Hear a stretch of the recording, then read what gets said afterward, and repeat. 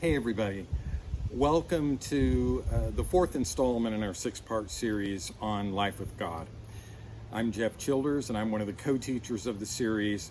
Parts 5 and 6 will be taught by my co-teacher and friend, Houston Heflin. Thanks for joining us today. I thought we'd film outside today.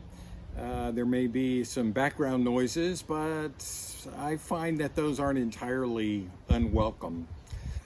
Guess where we're going to start today? We're starting with Jesus. Jesus is amazing. Talk about an effective ministry. He works among the sick, tending to the needy, healing people who are not well. He challenges the powers of evil that are enslaving people in their lives. He is able to feed the hungry. He preaches and teaches, just brilliant teaching to his disciples, to small groups, but also to large crowds. He's willing to challenge the status quo in the society around him. And he's able to do all this so effectively. So where does Jesus find the power to do all that stuff? And where does he get this grounded sense of who he is as a person living to expand the kingdom of his Father? Now, I'll have to admit, Jesus does baffle me sometimes. Some of the things Jesus does are pretty strange. For example, take the feeding of the 5,000. Jesus is able to feed 5,000 men plus women and children. Who knows how many more, probably at least as many more as the men. But all they get is fish and bread. And that's a pretty narrow diet. I mean, where are the greens, you know? That's strange. And then you've got all that seafood. We know from John that he can make wine. I'm sure the right kind of wine would have been really good with that fish, but he doesn't do anything like that. Oh well. Another thing that Jesus does that's pretty strange. Something he actually does pretty often, but we only see occasional references to it, and they're often very brief references, so many of us barely notice them because we spend time on the stories that have a lot more detail and texture and dialogue. But it's one of the things that he does, in fact, right before feeding the 5,000 in Matthew's gospel. He withdraws to a solitary place. Sometimes, like we see in Mark chapter 6 and verse 31, even when Jesus is very busy, even when there are a lot of things to do and people are all around him asking him for more, what Jesus chooses to do is to withdraw. And he tries to get his disciples to come with him, to imitate him in this practice.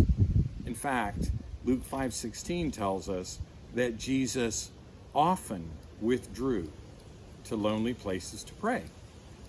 So, yes, Jesus touched lepers, and he withdrew to lonely places for solitude, silence, and prayer.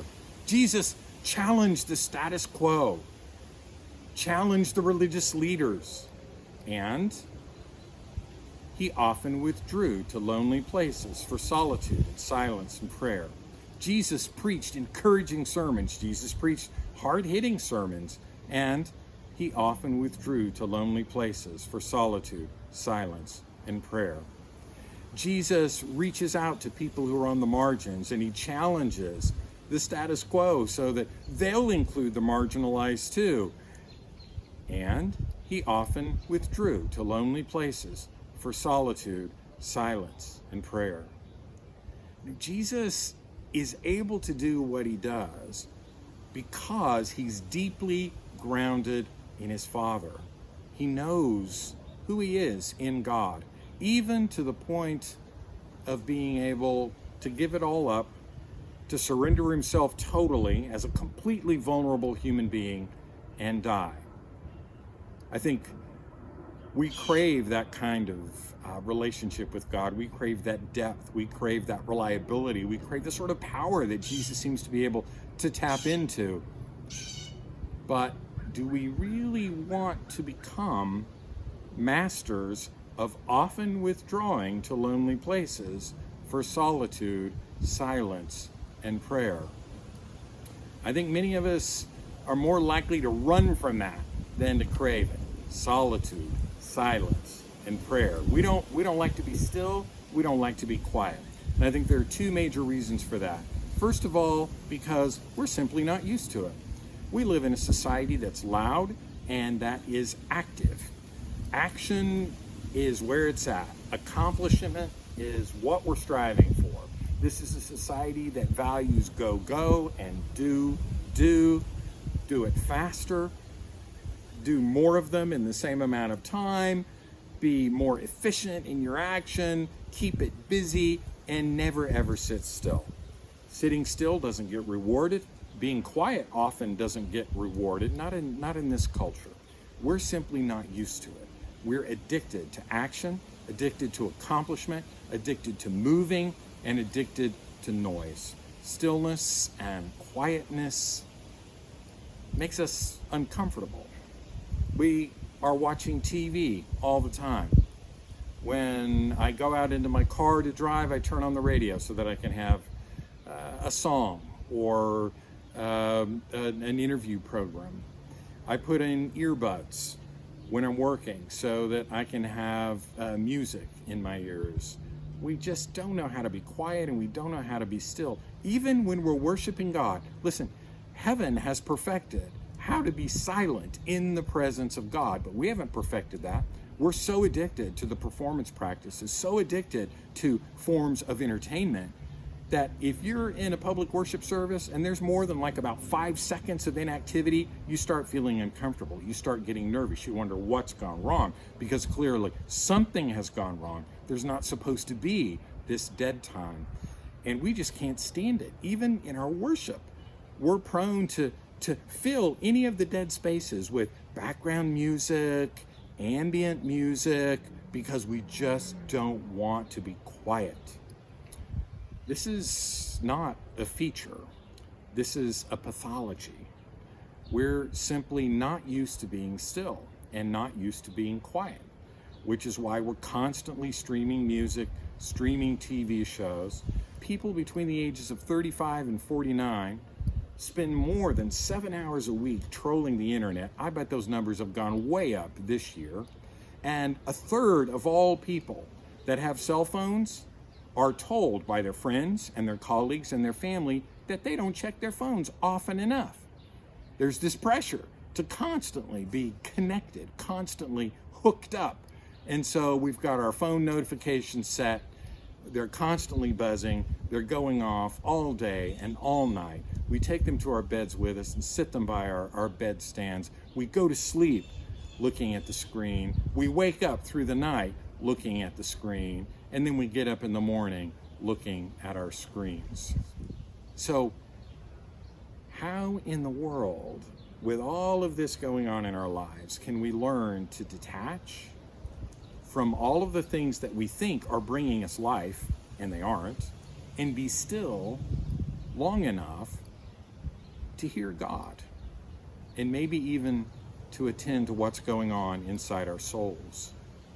During the season of COVID, many of us are having to be still and quiet when we don't want to. We don't like it, and it makes us feel uncomfortable, because coming off these addictions is not easy. And that brings us to the second reason why this is difficult. One reason is we're just not used to it. We're addicted to activity, action, noise. Another reason is that the opportunity to be still and quiet opens up important avenues of spiritual growth in our lives with God. Now that seems like a good thing, right? Why wouldn't we want that? But one of the reasons that Jesus has such kingdom building power is that he knows who he is in his Father. And that is something that for the most part, we don't want to know. I remember the first time that I spent a significant chunk of time in deliberate silence. It went on for several hours one afternoon. It was not easy to do. I was outside, so there was nature, there was the natural world to kind of commune with and be distracted by. That was good. But I'm used to doing things, used to getting things done, and none of that happens when you're sitting quietly reflecting, listening for God. There's no feedback coming in from other people, helping me to know how I'm really doing, giving me some sense of what I'm worth. Instead, these ideas pop up, thoughts crop up, and they crowd into my consciousness while I'm trying to be still and be present just with God. Every one of those ideas is saying, look at me, worry about me, worry about me. No, think about me, think about me. All of these things are sort of buzzing around, wanting my attention. Everything but God is trying to get my attention during those moments of stillness. And then there are the things that crop up that make me think about who I am and what I'm doing with my life and why I'm treating people the way I am and why I do what I do.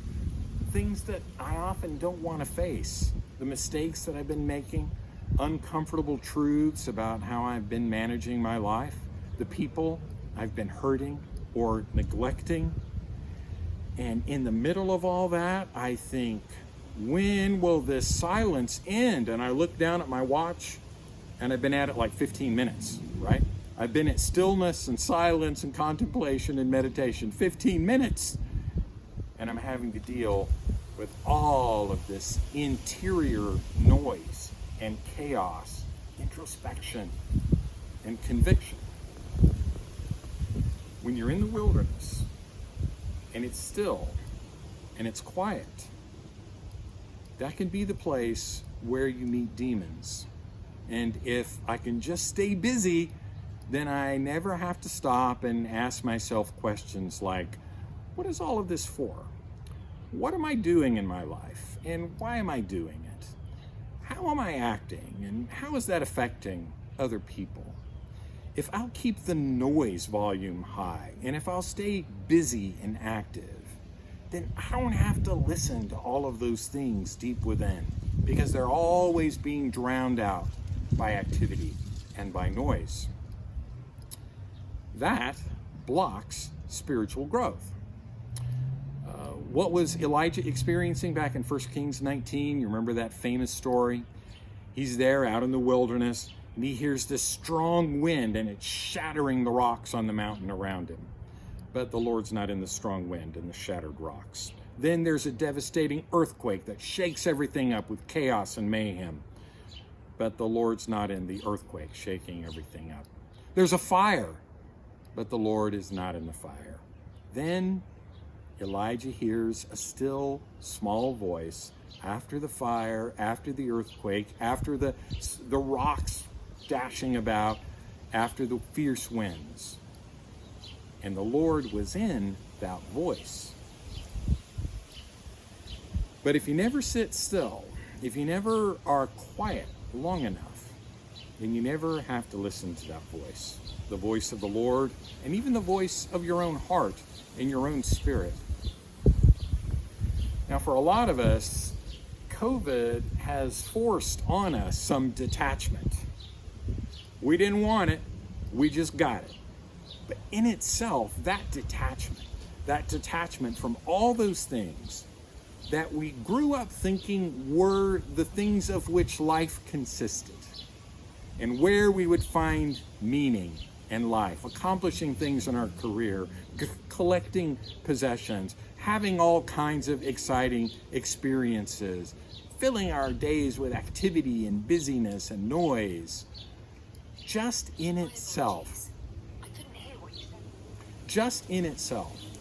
this detachment that's been forced on us can give us an opportunity to grow spiritually if we'll let it, because it lets us learn how to rely on God more. But especially if we take advantage of this season and are deliberate about pursuing solitude, stillness, and prayer, the simplicity of being without as many distractions, the simplicity of having to do without some of the things maybe that we were taking for granted and being more detached. All of that gives us a chance to practice these very simple habits of solitude, silence, and prayer. And I know There are other things to accomplish that can't be accomplished when we're still. There are words to speak and places to go, things to do, things to build, people to serve. And so it has always been, and so it always will be. But the fact is, Jesus constantly punctuated his busy, busy life by constantly retreating, regularly, routinely, in a disciplined way, retreating into lonely places for solitude, silence, and prayer. Now, even without a pandemic, we can practice stillness and we can practice silence. Some of us can get away for a few hours at a time. Some of us can detach, maybe even for a day or more, from our regular practices. And if you're able to do that, that's wonderful. I hope you realize what a rare privilege it is to be able to do that. And it's often the people who don't think they can do that who actually do have the privilege of being able to do that. No, I can't leave my job for a minute because everything will fall apart. That's rubbish. That's idolatry, actually. Those of us who have the options of breaking away from the busyness and the demands and the responsibilities that are put on us are often the ones who are less likely to do it, which is ironic. There are some of us who don't have those options. It's very difficult. They don't have prerogatives when it comes to their work and their lives.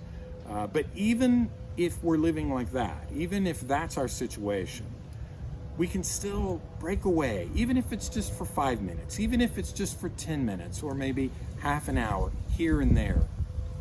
This makes me think about stories the Wesleys told about their mom, Susanna.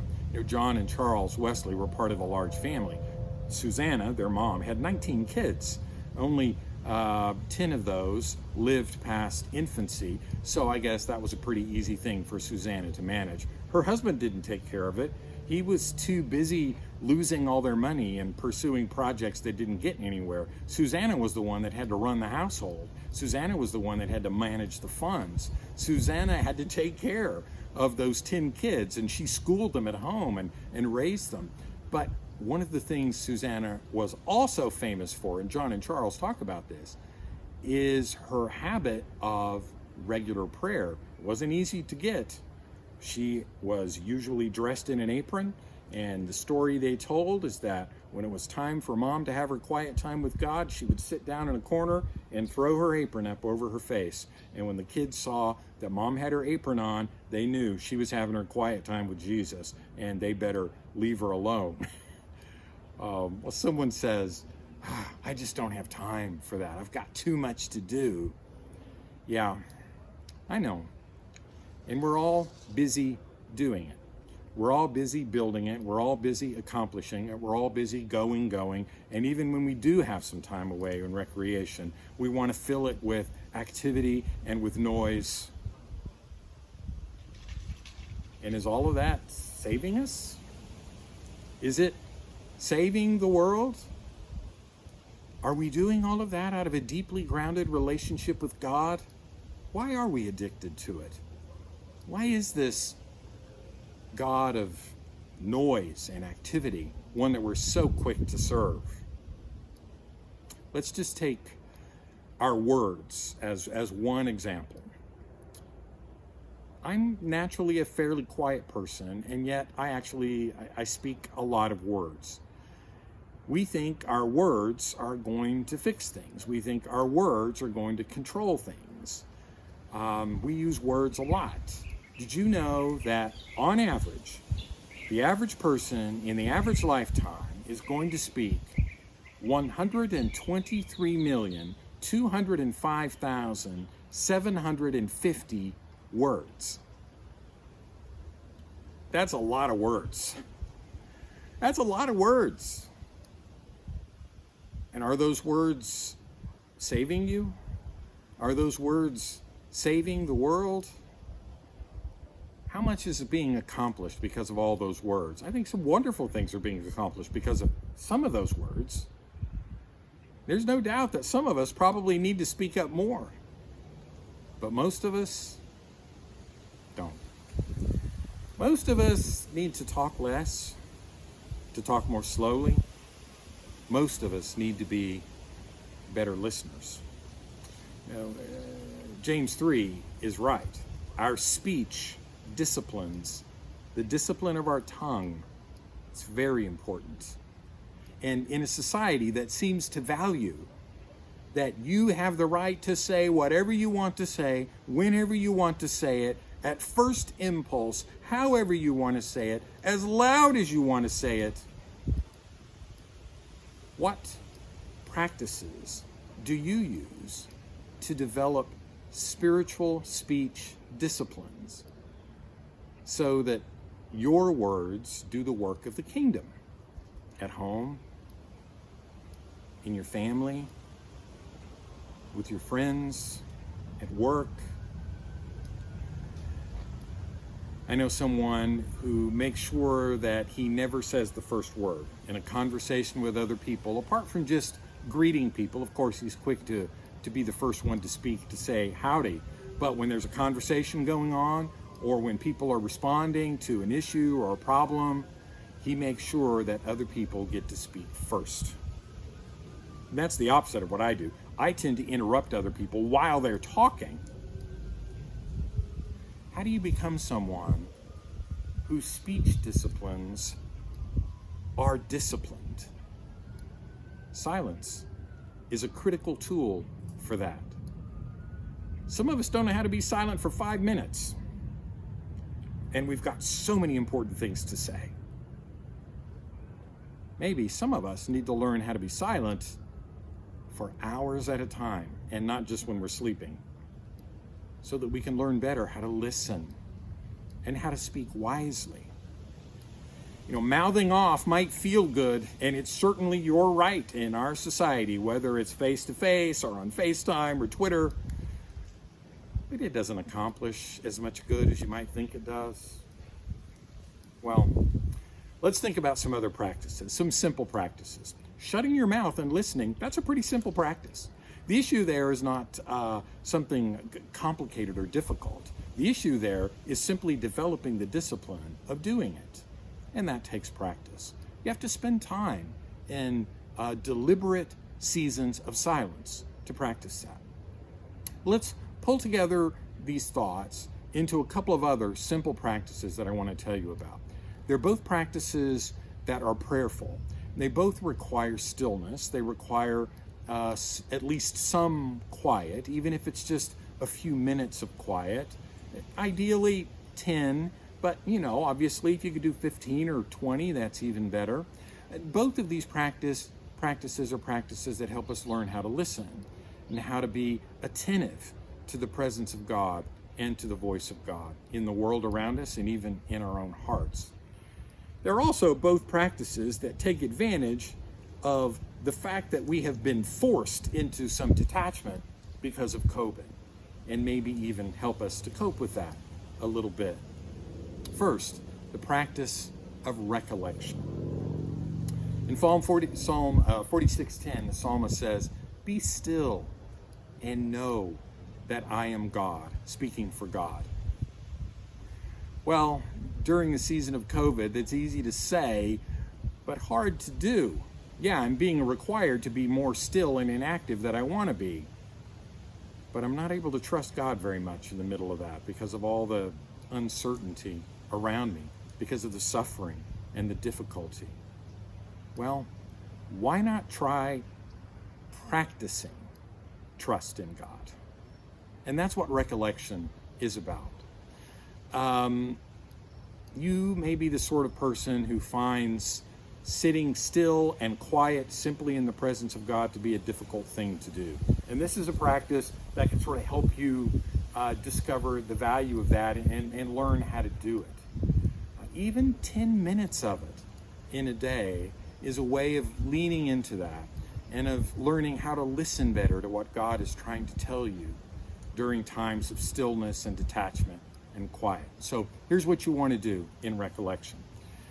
At least 10 minutes. Find a quiet place where you don't think you're going to be distracted, and then settle in and relax. Sit down and relax.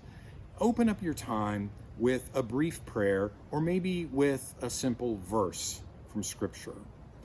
Houston Heflin is going to talk to us about praying like we breathe, and that practice is a really good one to open up with. We'll find out more about that later. And then during your time sitting in quiet, try not to think of anything.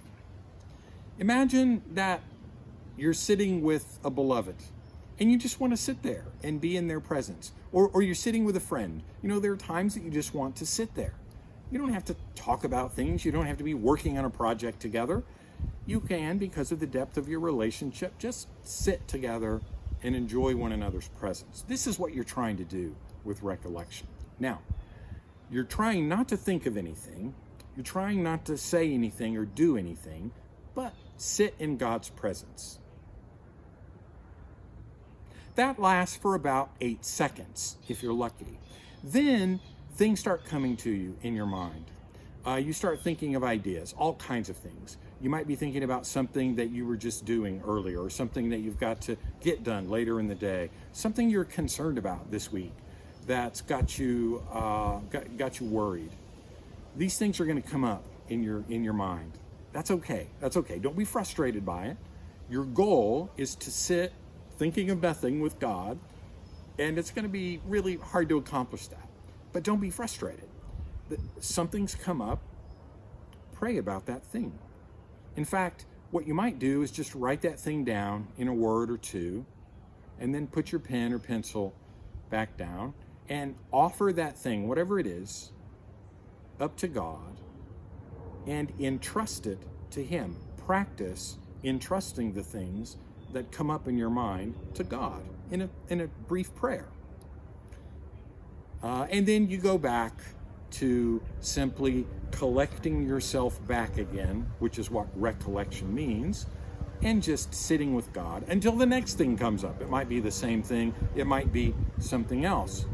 It might be the interfering noises of helicopter blades flying overhead that make you think, wow, this is a really noisy town for such a small town. And it might even make you think, wow, often the helicopter around here is a life flight chopper. I wonder who's in trouble. So you put that in your hand, think about it, and offer it up to God. Some people recommend imagining that thing as a boat out on the horizon and moving across the horizon. You're watching it for a minute or two, but then you offer it to God and you let it pass, and you come back to simply resting quietly in God. At the end of your 10 minutes, you're done. Say a simple prayer and then go on with your day. Now, when we're engaging in this kind of practice, it is amazing how you can learn to be quiet and still. It takes a little while, but you can learn how to do that.